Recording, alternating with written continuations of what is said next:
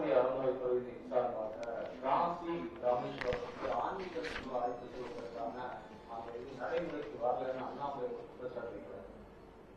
தூங்குபவர்களை எழுப்பி விடலாம், தூங்குபவர்களை போல நடிப்பவர்களை எழுப்பவே முடியாது.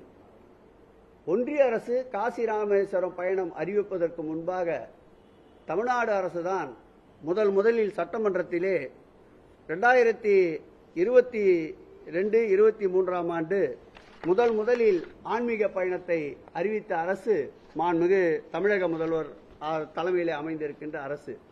முதல் ஆண்டு 200 பேரை 50 லட்சம் ரூபாய் அரசு மானியத்திலே அழைத்துச் சென்றோம். இரண்டாம் ஆண்டு அதேபோல் 23, 24 ஆகிய ஆண்டுகளில் சுமார் 300 பேரை 75 லட்சம் ரூபாய் செலவிலே அழைத்துச் சென்றோம்.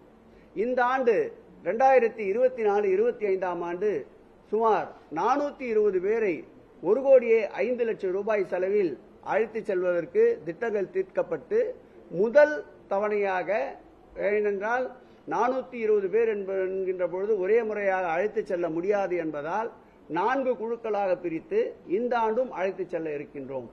ஒன்றிய அரசிற்கு தோன்றாத முன்பே இந்த காசி ராமேஸ்வரம் பயணம் என்பதை அறிவித்து அதை செயல்படுத்தி இதுவரையில் 500 மூத்த முன்னோடிகளை, மூத்தோர்களை ஆன்மீக பயணத்திற்கு கொண்டு சென்ற அரசு ஆன்மீக அரசு, மாண்புமிகு தமிழக முதல்வர் அரசு என்பதை அன்பிற்கினிய அண்ணாமலை அவர்களுக்கு தெரிவித்துக் கொள்கிறேன்.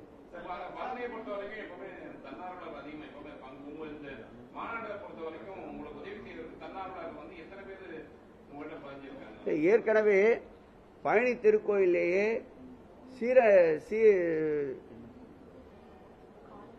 பழனி திருக்கோயிலே ஏற்கனவே சாரணியர் படை இருக்கின்றது.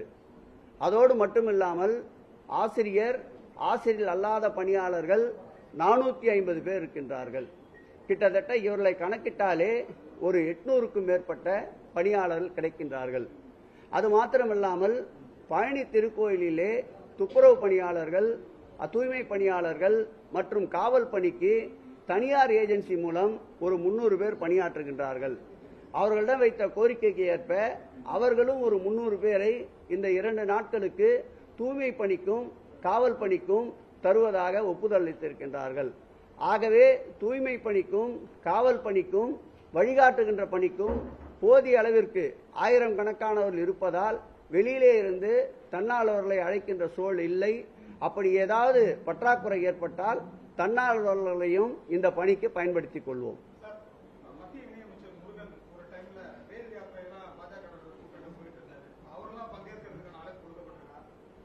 இது முருகர் பக்தர் மாநாடு, திராவிட முன்னேற்ற கழக மாநாடு அல்ல. ஆகவே அவர் விரும்பினால் தாராளமாக பங்கேற்கலாம். இதையே அழைப்பாக ஏற்றுக்கூட அந்த மாநாட்டிற்கு அவர்கள் வருகை தரலாம்.